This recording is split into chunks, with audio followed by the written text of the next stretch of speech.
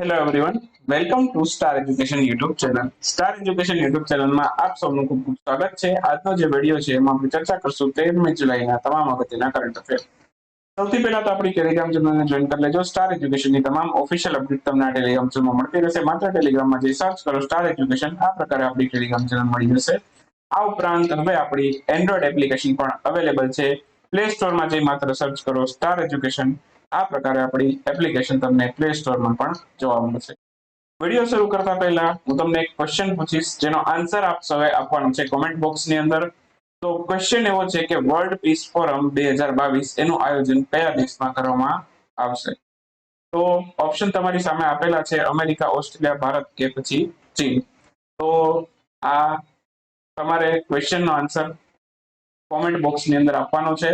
અને માત્ર આન્સર નથી લખવાનો, લાસ્ટ લેક્ચરની અંદર આપણે આ ટોપિક વિશે જેટલું પણ ડિસ્કશન કરેલું છે તે બધું જ તમારે કોમેન્ટમાં લખવાનો પ્રયત્ન કરવાનો છે. જેટલું પણ મુખ યાદ આવે બરાબર એ લખવાનો પૂરો પ્રયત્ન કરવાનો. શરૂ કરીએ આજના 13મી જુલાઈના કરંટ અફેર. સૌથી પહેલો ક્વેશ્ચન આજના વિડીયોમાં. હાલમાં જ પ્રધાનમંત્રી નરેન્દ્રભાઈ મોદી એમના દ્વારા નવી જે પાર્લામેન્ટરી બિલ્ડિંગ છે એમાં રાષ્ટ્રીય ચિહ્નની એક પ્રતિમા છે એનું ઉદ્ઘાટન કરવામાં આવેલું છે. પ્રશ્ન એવો છે કે આની ઊંચાઈ કેટલી હતી? આની ઊંચાઈ છે એ 6.5 મીટર હતી. તો ઓપ્શન એ આપણો આન્સર થશે. હાલમાં જ આ પ્રધાનમંત્રી નરેન્દ્રભાઈ મોદી અહીં તમે જો છો ઉદ્ઘાટન કરે છે. નવી પાર્લામેન્ટરી બિલ્ડિંગ છે એમાં રાષ્ટ્રીય ચિહ્નની એક પ્રતિમા છે બરાબર, એ રાખવામાં આવશે. આ તમે જો છો આ પ્રકારની પ્રતિમા છે રાષ્ટ્રીય ચિહ્નની. તો એ પ્રતિમા છે બરાબર, એની કુલ ઊંચાઈ છે 6.5 મીટર છે. ફૂટ નથી, યાદ રાખજો, મીટર. પ્રતિમા છે કાંસ્ય ધાતુની બનેલી છે અને પ્રતિમાનું કુલ વજન છે એ 9,500 કિલોગ્રામ. અને પ્રતિમાની નીચે આખો સ્ટીલનો બેઝ છે. આ સ્ટીલનો જે બેઝ છે એનું કુલ વજન છે 6,500 કિલોગ્રામ છે. આ બધી જ માહિતી છે ખાસ યાદ રાખીશું. ખાસ કરીને આમાં તો તમને પૂછશે તો પ્રતિમાનું વજન પૂછશે, પ્રતિમા કઈ ધાતુની બનેલી છે તો કાંસ્ય ધાતુની. બહુ બધું પ્રતિમાની પૂછે. ઓકે, હવે આ પ્રતિમા શેની છે? આપણા રાષ્ટ્રીય ચિહ્નની છે. તો રાષ્ટ્રીય ચિહ્ન શેમાંથી લીધેલું છે આપણે? તો કે સારનાથનો જે અશોકનો સ્તંભ છે એમાંથી આપણે લીધેલું છે. અને આને આપણે રાષ્ટ્રીય ચિહ્ન તરીકે અપનાવેલું ક્યારે? તો કે 26મી જાન્યુઆરી 1950માં. હવે રાષ્ટ્રીય ચિહ્નની અંદર કુલ કેટલા સિંહ છે? તો કે 4 સિંહની આકૃતિ છે અને જે એકબીજાની વિરુદ્ધ દિશામાં ગોઠવાયેલા છે. હવે એની નીચે છે, તમે આ આકૃતિ જુઓ તો અહીં તમને નીચે અમુક અમુક પ્રાણીઓની આકૃતિ જોવા મળે છે. આવા કુલ 4 પ્રાણીઓની આકૃતિ છે તમને નીચેના ભાગમાં જોવા મળશે. 4 સિંહની નીચે 4 પ્રાણીઓની આકૃતિ જોવા મળશે. એ 4 પ્રાણી કયા કયા છે? એમાં એક તો ઘોડો છે, હાથી છે, સિંહ છે અને સાંઢ છે. અને તમને આપણી બંધારણની લેક્ચર સિરીઝમાં યાદ પણ રખાવેલું હતું. હસાદો સિંહ કો યાદ રાખવાનું, પૂર્વ પશ્ચિમ ઉત્તર દક્ષિણ આ રીતે યાદ રહી છે બરાબર. તો એ વખતે મેં તમને બંધારણની લેક્ચર સિરીઝમાં પણ આ રાષ્ટ્રીય ચિહ્નના જે નીચે આપેલા પ્રાણીઓ છે એ કેવી રીતે કઈ દિશામાં ગોઠવાયેલા છે યાદ રાખવું એક નાનકડી એવી શોર્ટ ટ્રીકથી સમજાવેલું હતું. ત્યાર પછીની વાત કરીએ તો આ જે ચિહ્ન છે એની ખાસિયત એવી હતી કે આ જે ચિહ્ન છે એને એક જ પથ્થરમાંથી કોતરીને બનાવેલું છે. જે સારનાથનું અશોક સ્તંભ છે એનું જે ચિહ્ન છે એ એક જ પથ્થરમાંથી કોતરીને બનાવેલું છે. એની નીચેના ભાગમાં સત્યમેવ જયતે લખેલું છે, દેવનાગરી લિપિની અંદર છે. અને આ સત્યમેવ જયતે કયા ઉપનિષદમાંથી લીધેલું છે એવું પણ પૂછે છે ઘણી વખત. તો મુંડક ઉપનિષદમાંથી. તો આટલી માહિતી આ રાષ્ટ્રીય ચિહ્ન વિશે યાદ રાખી લેશો તો તમને કદાચ આમાંથી પણ કદાચ બેઝિક ક્વેશ્ચન પૂછી લે તો તમને વાંધો નહીં આવે. મલાલા દિવસ ક્યારે ઉજવાયેલો? આ પાકિસ્તાનના એક બહાદુર મહિલા છે, એમના માથા ઉપર ગોળી વાગેલી હતી. મહિલાઓના અધિકાર માટે લડતા હતા અને લડતા લડતા એમને કોઈ એક એમના જે વિરોધી છે એમણે માથા ઉપર ગોળી મારી. તો 12 જુલાઈએ મલાલા દિવસ ઉજવાય છે. અહીં તમે જોવો છો એમને માથા ઉપર જે ગોળી વાગેલી છે એનું દ્રશ્ય છે. તો બચી ગયેલા બદભાગીથી. તો મલાલા દિવસની ઉજવણી છે બરાબર આ 12 જુલાઈએ કરવામાં આવે છે. મલાલા યુસુફઝઈ એમનું પૂરું નામ છે. એમના જન્મદિવસની યાદમાં દિવસ ઉજવીએ છીએ. 2020માં એક પુસ્તક પણ એમણે લખેલું હતું, વી આર ડિસ્પ્લેસ્ડ. નામનું એક એમણે પુસ્તક પણ લખેલું હતું. આ પણ યાદ રાખીશું. પાકિસ્તાનના ખૂબ જ બહાદુર મહિલા છે અને એમને નોબેલ શાંતિ પુરસ્કાર પણ મળી ગયો છે. ક્યારે મળેલો છે? 2000 ખાસ યાદ રાખીશું મલાલા યુસુફઝાએ એમને નોબેલ શાંતિ પુરસ્કાર મળ્યો છે 2014. ઇલોન મસ્ક એમણે કઈ કંપની ખરીદવાની ડીલ છે એને સસ્પેન્ડ કરી? બધાને આન્સર આવડે જ આનો. ટ્વિટર. તો ઇલોન મસ્ક છે ટ્વિટર ખરીદવાના હતા. 44 બિલિયન ડોલરમાં આખું ટ્વિટર છે તેઓ ખરીદવાના હતા. અને આ ટ્વિટર છે બરાબર એની ખરીદવાની જે ડીલ છે બરાબર એ સસ્પેન્ડ કરી. રીઝન એવું આપેલું કે જે ફેક એકાઉન્ટ છે એના વિશે ટ્વિટરે માહિતી ના આપી તેના કારણે એમની ડીલ સસ્પેન્ડ કરી. હવે ડીલ સસ્પેન્ડ તો કરી દીધી, એના બદલમાં ઇલોન મસ્ક છે એને ટ્વિટરને $1 બિલિયન રૂપિયા છે પણ ખાસ યાદ રાખીશું. બાકી ટ્વિટરની સ્થાપના 21 માર્ચ 2006 માં થયેલી. સીઈઓ કોણ છે અત્યારે? પરાગ અગ્રવાલ, ભારતીય મૂળના વ્યક્તિ છે પરાગ અગ્રવાલ. તો એ ટ્વિટરના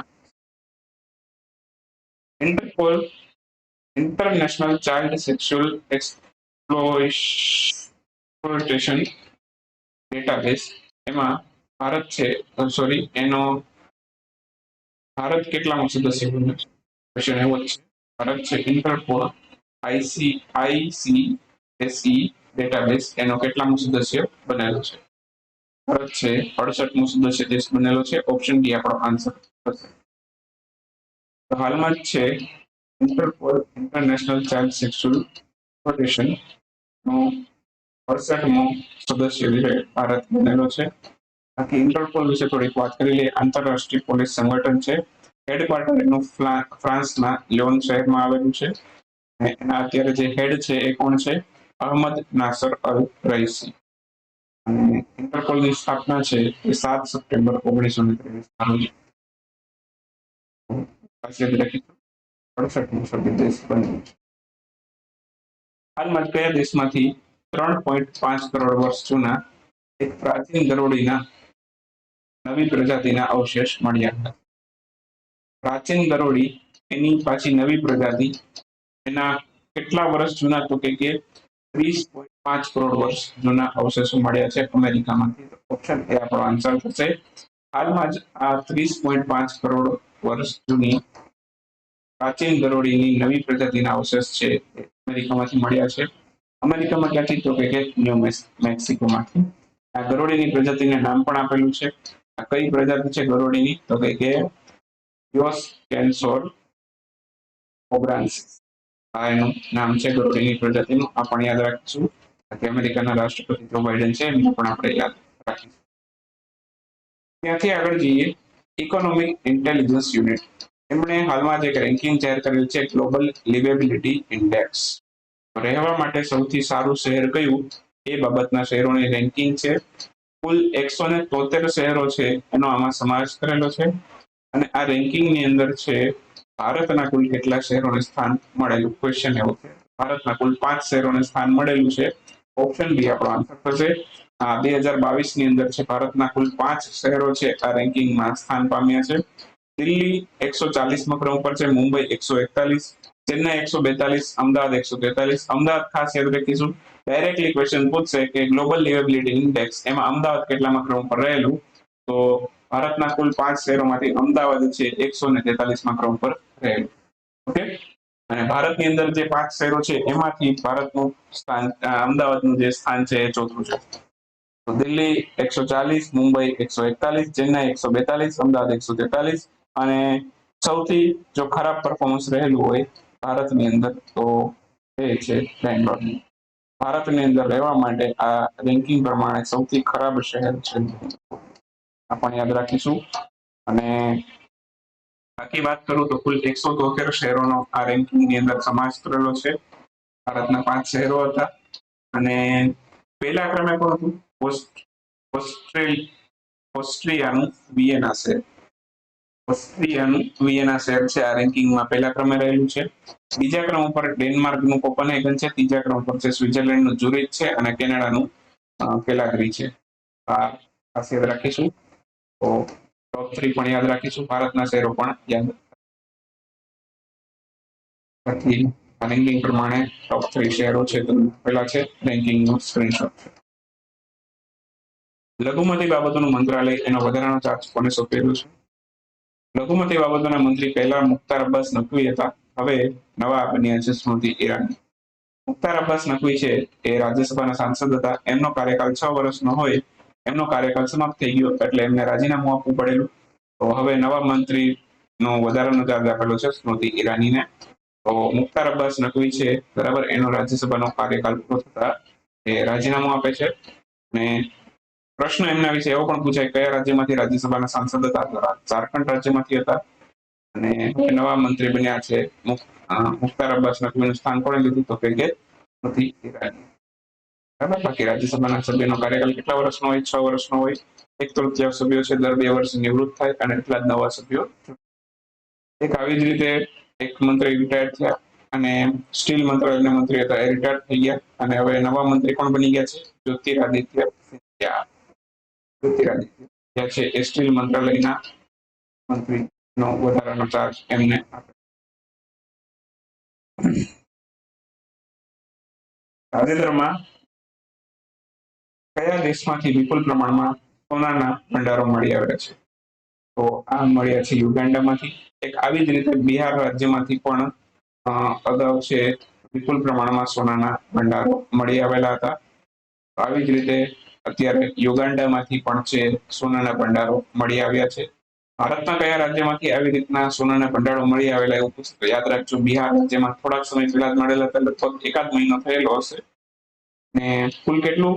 વિપુલ પ્રમાણમાં એટલા માટે લખ્યું છે કુલ 31 મિલિયન મેટ્રિક ટન જેટલું સોનું છે યુગાન્ડામાંથી મળી આવ્યું. બાકી સૌથી વધુ સોનું ધરાવતા દેશોમાં ઓસ્ટ્રેલિયા પહેલા ક્રમે છે, બીજા ક્રમે રશિયા છે. રશિયા છે એ હમણાં જ થોડાક સમય પહેલા જ આમાં બીજા ક્રમે આવ્યું છે. શા માટે? તો કે પોતાની કરન્સી છે અત્યારે ઇન્ટરનેશનલી ખૂબ જ નીચે જતી રહી હતી. બરાબર, પ્રતિબંધોના કારણે એની કરન્સી ખૂબ જ નીચે જતી રહી હતી. તો કરન્સીને ઉપર લાવવા માટે એમણે ગોલ્ડનું સ્ટોરેજ કરવાનું શરૂ કર્યું. તો એટલા માટે છે ગોલ્ડનું સ્ટોરેજ રશિયા કરતું ગયું અને સૌથી વધુ સોનું ધરાવતા દેશોમાં બીજા ક્રમે આવી ગયું. બરાબર, કદાચ આવનારા દિવસોની અંદર આવી જ રીતે જો ગોલ્ડનું સ્ટોરેજ પોતાના દેશની અંદર વધારતું જશે કરન્સીને મજબૂત કરવા માટે, તો કદાચ આ ઓસ્ટ્રેલિયાને પણ પાછળ છોડી શકે છે રશિયા. તો અત્યારે પહેલા ક્રમે ઓસ્ટ્રેલિયા, બીજા ક્રમે રશિયા છે.